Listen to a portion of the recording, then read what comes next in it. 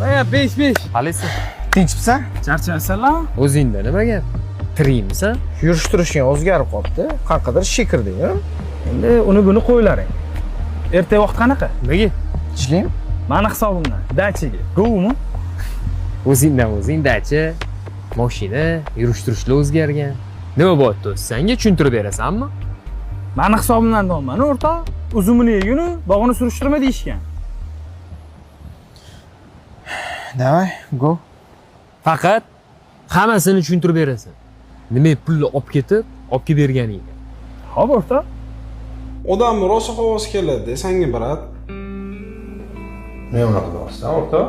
Qisqa vaqt ichida zo'r mana restoran, kafe, PlayStation'lar ochib tashladi. Mas'uliyatdan olish kerak o'rtoq hayotda. Bizda ham mas'uliyat bor, biz ham harakat qo'yirmiz. Endi bilmadim-u, men ishni hech narsadan qo'rqmayman. Duh, terak nechila o'rtoq? Balkim shu uchun shunaqa bo'lib ketayotgandir. Sen shunaqa deb o'ylaysan, lekin bu yerda boshqa narsa bor. Senga beryapti-da o'rtoq. Chunki birovning haqqidan qo'rqasan. Glavnisi halol yashaysan.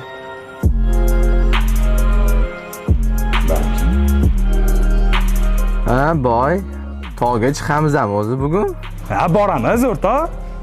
Abdujoy ish bilan chiqib ketayotdim. Unga Sardordan boshab qolar ekan. Bo'pti, uyda bo'laman. O'tarsanlar. Xo'p. Sardor aka, anu kuni Mahrga uy so'raganimda.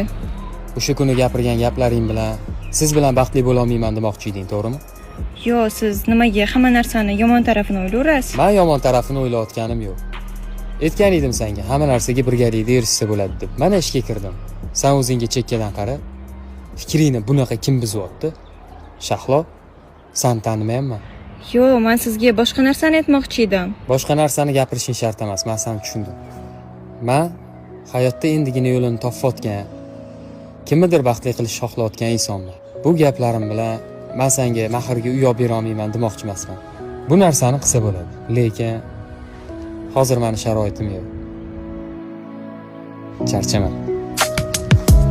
Sen meni hayotimni mazmuni yo'l o'tkazsan nur bo'lib zulmatlarimni.